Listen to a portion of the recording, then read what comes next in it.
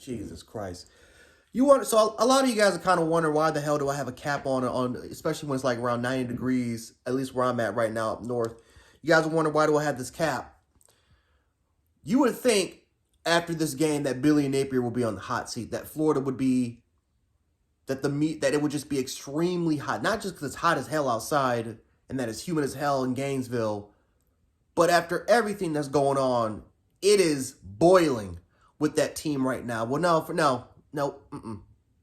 It's cold as shit, guys. It is cold as all shit what's going on in the Florida Gators. Because I'm not going to lie to you, in 2 to 3 weeks, they're not even going to be a relevant football program. No one's going to think about the Florida Gators. No one's going to think about Billy Napier besides Florida fans. This program is dead. It's dead on arrival right now. And I feel bad for Florida fans. Again, I don't blame Billy Napier for this. I blame the troll himself, the goblin, Dan Mullen. I blame Dan Mullen. Now, a few years ago, I made a viral video, or a video that went viral, talking about the troll, the goblin himself, Dan Mullen, and how he was pretty much ruining that football program, especially when they got their ass handed to them by the Oklahoma Sooners. And I said that this was going to happen. I said in that video it was going to happen. He was going to run that program to the ground. Florida fans didn't believe me. Florida fans thought that, you know what, get Dan Mullen out of here. We'll start over. 3 years, we'll be back. Well, guess what? It has been 3 years, 3 seasons since then, and all of a sudden, Billy Napier still can't get that program from he can't. It's like it's not the Undertaker, guys. It's not the Undertaker. It can. You just can't magically just rise up from the pin count. That program is dead, and I don't know. And I'm gonna be honest with you. I think Billy Napier, if he was at any other program, maybe he could have done something. But my goodness gracious, that program is dead on arrival. Now, they've gotten a little bit better. They've gotten some talent, some transfers here. Hell, you got my boy Damian George for the University of Alabama. A lot of people think that he could have been a good all SEC tackle. Hell to the no. I've seen that dude play. He's big as all hell. He's got a lot of talent. He's got some strength. But he is slow as all hell off the line. He is slow as all... the dude is slower than goddamn molasses. He was not going to get the job done. And now look, that Florida offensive line, was terrible.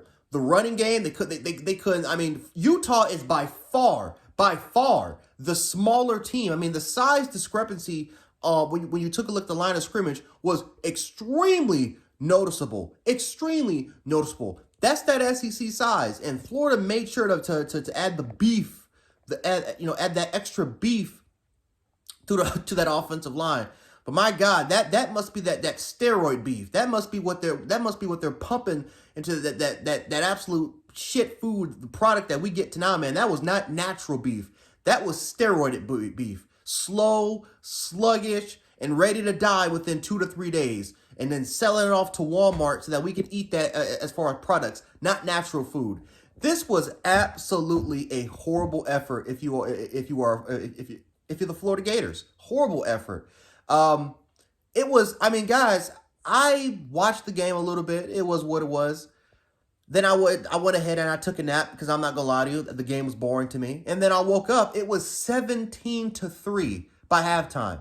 17-3 by halftime. Are you kidding me? Utah dominated the line of scrimmage, both on the offensive line and the defensive line.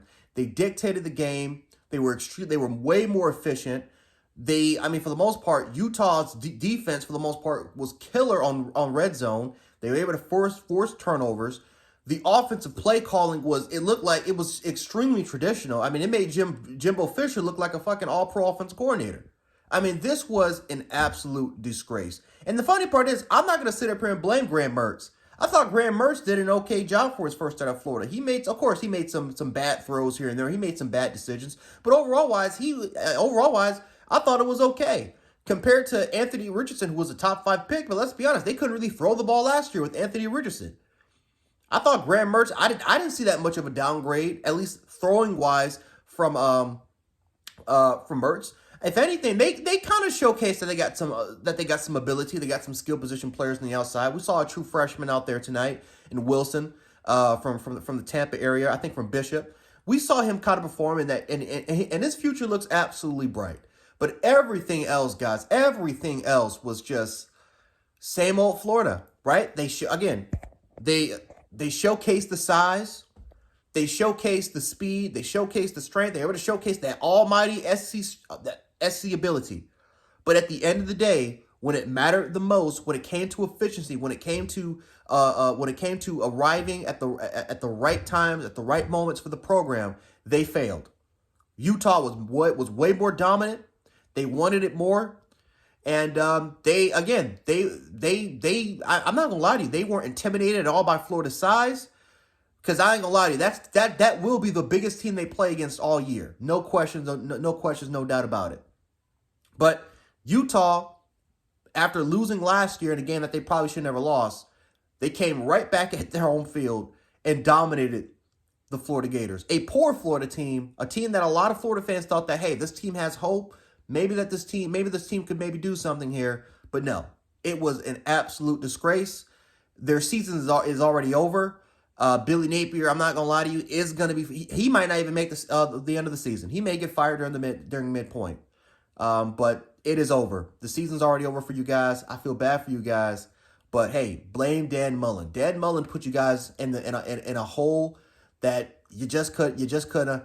You know, it's like holes, man. Digging up them holes now. Digging up them holes. I mean, it's hard. It's hard to get out of it. Hard to get out of it, man. So it is what it is. Hopefully, again, Florida fans. I don't know. I can't even talk right now. I mean, you guys. Oh boy, it's time for you guys to listen to some evidence. Listen to some Bring Me to Life or My Immortal, man, because man, this is gonna be a long ass season for you Gator fans.